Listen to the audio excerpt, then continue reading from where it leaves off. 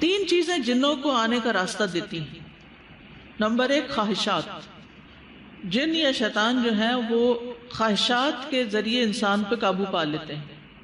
جب انسان اللہ کی اطاعت چھوڑ کر اپنی خواہش کی تکمیل کرتا ہے تو جن یا شیطان انسان کے اوپر قابو پاتا ہے. مثلا صبح کے وقت آپ نماز کے لیے اٹھتے ہی نہیں اور آپ سوئے رہتے ہیں کیونکہ سونے کی خواہش ہے آپ کو. پرواہ نہیں کہ الارم بھی بج گیا، سب لوگ اٹھ رہے ہیں، اٹھا بھی رہے ہیں، سوئے رہتے ہیں. جو سویا رہے تو شیطان کیا کرتا ہے اس کے ساتھ؟ اس کے کان میں پیشاب کرتا ہے. اور جب رات کو سوتا ہے انسان تو شیطان انسان کی گردن پہ گرے لگا دیتا ہے 3. پھر جب انسان اٹھتا ہے، اللہ کا ذکر کرتا ہے، پھر وضو کرتا ہے، نماز پڑھتا ہے تو گرے کھل جاتی ہیں. انسان حشاش بشاش ہو جاتا ہے، ایکٹیو ہو جاتا ہے اور دن بھر کام اچھی طرح کر لیتا ہے. آدم علیہ السلام اور حوا علیہ السلام کو ابلیس نے کس طرح بہکایا؟ خواہشات میں ڈال کر کہ هل ادلکم علی شجرۃ الخلد وملک لا یبلی. تو انسان کہتا ہے واو ایسی چیز ملے گی، اور پھر اس کی باتوں میں آ گئے اور اس کا پھل کھا لیا، اس کے مرہون منت ہو گئے. تو ہم سب کو بھی دیکھنا چاہیے کہ ہماری خواہشات جو ہیں چاہے کھانے کی ہو. اب کھانے کی خواہش میں کیا حلال ہو حرام ہو، صحت کے لیے پسندیدہ ناپسندیدہ ہے، بسم اللہ پڑھی یا نہیں. جب انسان نہیں بسم اللہ پڑھتا تو کیا کرتا ہے؟ شیطان ساتھ شریک ہو جاتا ہے. ٹھیک ہے.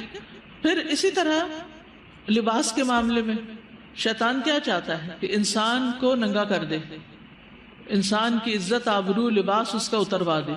ينزع عنهما لباسهما ليريهما سوآتهما انه يراكم هو وقبيله من حيث لا ترونهم. شیطان اور اس کا قبیلہ وہاں سے تمہیں دیکھتے ہیں جہاں سے تم نہیں ان کو دیکھ سکتے. تو جب انسان شیطان کی خواہش پر لباس پہنتا ہے، ننگا رہتا ہے، تو شیطان اس پہ حاوی ہو جاتا ہے، اس کو اور کنٹرول کر لیتا ہے، اس کو پھر بعض اوقات پورا پوزیس بھی کر لیتا ہے. دوسری چیز غفلت، سستی. نماز کا وقت آ گیا اور نماز نہیں پڑھ رہے، اچھا نا ابھی کرتے کرتے کیا ہے، بالکل جب آخری وقت رہ گیا تو پھر چند ٹھوکریں مار لی.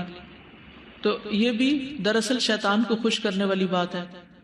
تو اس نے کہا تھا نا وَلَا أُمَنِّيَنَّهُمْ کہ میں انسان کو ضرور خواہشات میں مبتلا کروں گا، اس کے اندر خواہشات پیدا کروں گا. تو اس کا رد کیا ہے، اس کا توڑ کیا ہے کہ انسان نیکی میں جلدی کرے، خیر کے کاموں میں آگے بڑھے. فَاسْتَبِقُوا الْخَيْرَاتِ سَارِعُوا إِلَىٰ مَغْفِرَةٍ مِّن رَّبِّكُمْ. گناہ ہو جائے تو کیا کرے؟ سستی نہ کرے، توبہ کر لے، استغفار کر لے. تیسرا بڑا اس کا وار غصہ. شیطان غصے کے راستے سے انسان پر قابو پاتا ہے. غصہ یعنی غصہ کس سے ہے؟ شیطان سے. اور شیطان کس سے ہے؟ آگ سے. شیطان دل میں غصے کی آگ بھڑکاتا ہے. اچھا بھلا انسان دوسرے کے اوپر خواہ غصہ کرنے لگتا ہے، کبھی اپنے ماں باپ پہ غصے میں آ جاتا ہے، کبھی اپنے بہن بھائیوں پہ، کبھی کسی پہ. تو آپ دیکھیے کہ جو شخص جتنا زیادہ غصہ کرتا ہے اس پر شیطان اتنا ہی زیادہ قابو پاتا ہے. اور جب انسان کو غصہ آ جاتا ہے تو شیطان اس میں داخل ہو جاتا ہے اور وہ اس کو کھیل بنا لیتا ہے. اب وہ جس طرح چاہے اس کو گھماتا ہے اور اس سے ایسی ایسی حرکتیں کرواتا ہے اور ایسے ایسے تعلقات خراب کراتا ہے. آپ دیکھیے جتنی بھی طلاقیں ہوتی ہیں وہ کس سے ہوتی ہیں؟ غصے سے. عرصے کے بنے ہوئے رشتے ٹوٹ جاتے ہیں، دوستی کے، محبت کے، خیر خواہی کے، تعلقات کے، غصے کی وجہ سے.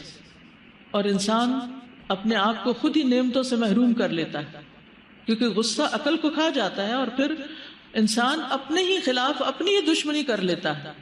تو اس لیے بہت محتاط ہونے کی ضرورت ہے. اس لیے وَالْكَاظِمِينَ الْغَيْظَ غصہ کنٹرول کریں. کنٹرول کرنے کا یہ مطلب نہیں کہ منہ سجا لیں، یعنی یہ کوئی کاظمین الغیظ نہیں ہے. کاظمین الغیظ یہ ہے کہ آپ غصہ کنٹرول کر کے دوسرے سے ڈھنگ سے بات کریں، مسئلہ معلوم کریں.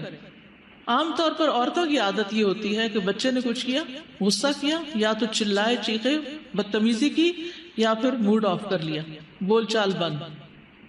بہت سے ہسبینڈ وائف یہی غلطی کرتے ہیں کہ آپس میں بول چال بند کر دیتے ہیں، ڈھنگ سے ایک دوسرے کو جواب نہیں دیتے، یا دیتے ہیں تو غصے میں، بدتمیزی میں دوسرے کی عزت اچھال دیتے ہیں.